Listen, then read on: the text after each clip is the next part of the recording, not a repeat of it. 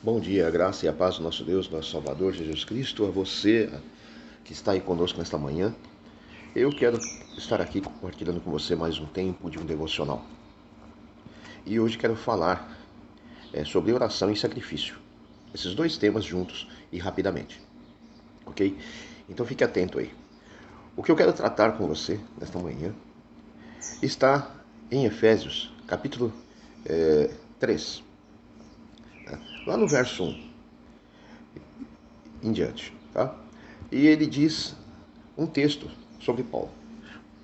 Paulo estava ali dissertando: por esta razão eu, Paulo, prisioneiro de Cristo, nosso Senhor Jesus Cristo, por amor de vós, gentios, se é que tendes ouvido a dispensação da graça de Deus, que para convosco me foi dada, como pela revelação, me foi manifestado o ministério, conforme acima em poucas palavras eu vos escrevi.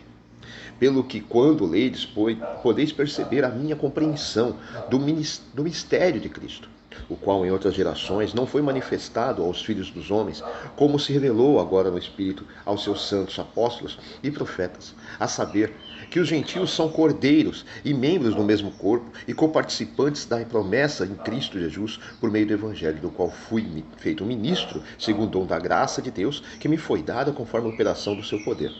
A mim, o mínimo de todos os santos, ou o menor de todos os santos, me foi dada esta graça de anunciar aos gentios as riquezas inescrutáveis, é, aquelas que se diziam impossíveis de Cristo, mas que são possíveis a todos nós.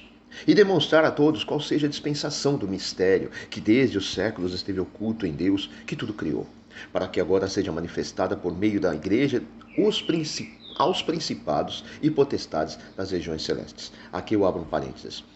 Paulo está deixando bem claro, para que agora seja manifestada por meio da Igreja aos principados, potestades das regiões celestes. Segundo o eterno propósito que fez em Cristo Jesus nosso Senhor, no qual temos ousadia e acesso em confiança pela nossa fé nele. Portanto, vos peço que não desfaleçais diante das minhas tribulações, que não esmoreçam, não percam as forças, não percam as esperanças diante das tribulações que ele estava passando, por cada um deles, aos quais era para a glória deles. E ele segue dizendo ainda: por esta razão eu dobro os meus joelhos perante o Pai, do qual toda a família, nos céus e na terra, toma o seu nome, para que, segundo as riquezas da sua glória, vos conceda que sejais robustecidos, fortalecidos, com poder pelo seu Espírito no homem interior. Que Cristo habite pela fé nos vossos corações, a fim de que, estando arraigados, enxertados, presos, firmados e fundados em amor, possais compreender com todos os santos qual seja a largura, o comprimento, a altura, a profundidade, e conhecer o amor de Cristo, que excede todo o entendimento, para que sejais cheios até a inteira plenitude de Deus.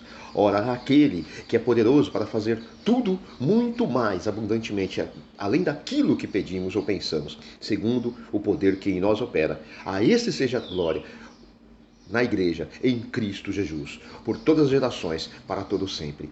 Amém. Bom, basicamente é isso.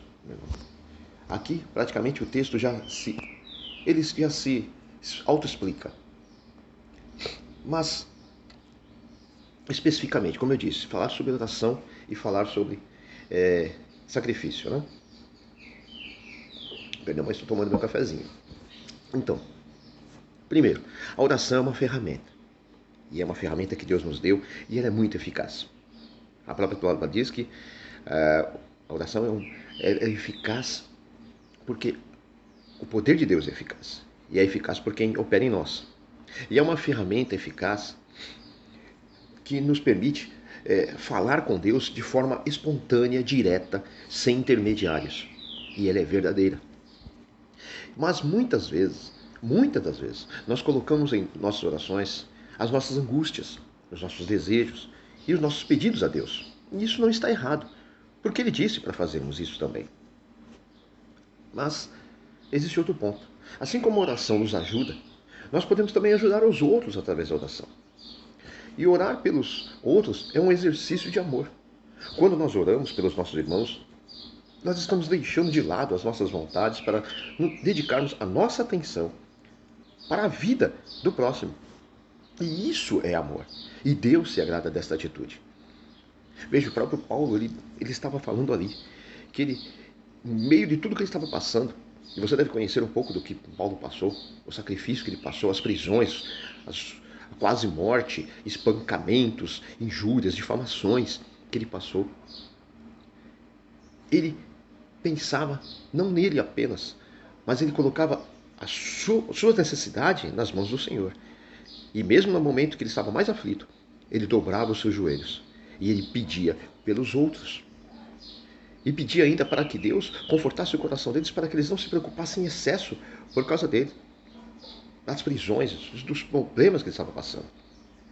Para que assim a glória de Deus se manifestasse em todos, em toda parte. E quando nós deixamos de lado as nossas vontades e fazemos a vontade do Pai, que é justamente esta, como o próprio Senhor Jesus Cristo fez, né? Quando ele foi ao Getsemane e ele orou pedindo: Pai, se for possível, faça de mim esse cálice, mas seja feita a tua vontade antes da minha. Ele estava tomando essa posição, ele dobrou seus joelhos e pediu para o Pai: Senhor, eu tenho uma necessidade, mas a necessidade dos outros é maior e o Senhor sabe disso. Então faça aquilo que o Senhor planejou fazer. E assim como ele foi abençoado, Paulo foi abençoado, nós também somos abençoados. E Jesus é o maior exemplo. Além de Paulo, Jesus, ele é o maior exemplo.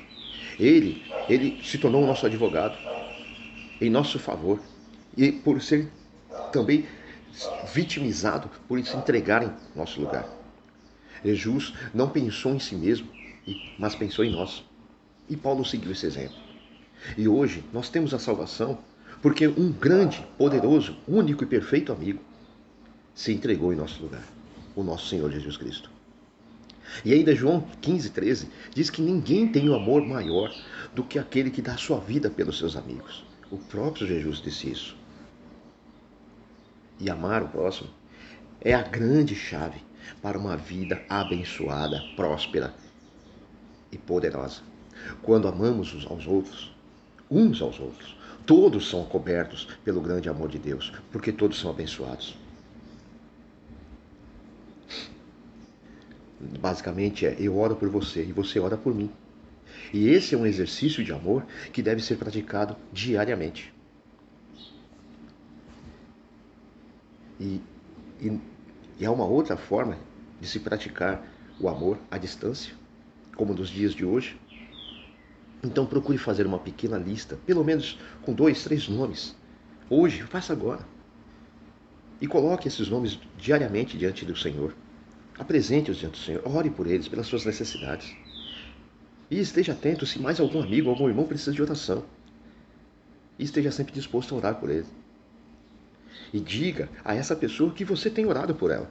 Não no intuito de você querer se aparecer, mas para reconfortar o coração dela, para que ela saiba que ela não está só e que a família de Deus está unida. E esta é uma prova de amor que, surpreendentemente, pode trazer uma pessoa que está afastada a Cristo, ou uma que não se entregou ainda e esteve resistente, passe a se entregar ao Senhor Jesus Cristo. Amém?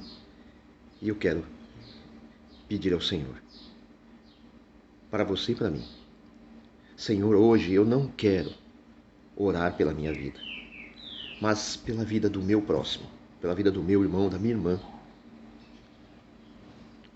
pelas minhas irmãs, pelo meu irmão de sangue, a Aide, a Dete, a Sandra, a Cida, a Guida, a Maria, a Karine, todos os outros, Senhor. Também os meus irmãos em Cristo, todo aquele e aquela que ainda se entregou ou não se entregou ao Senhor, que depositou e descansou nos seus problemas diante do Senhor ou não, mas que em nome de Jesus o Senhor alcance a todos agora. Eu peço que o Senhor derrame agora do teu favor sobre a vida desta pessoa e que abençoe ela, abençoe meu irmão, minha irmã, e que a bênção na vida deles possa ser motivo de alegria e louvor em ti. E isso eu peço em nome de Jesus, o meu Senhor e Salvador, o nosso Senhor e Salvador, o nosso amigo fiel e o nosso advogado. Deus te abençoe. Fique em paz e até a próxima, em nome de Jesus.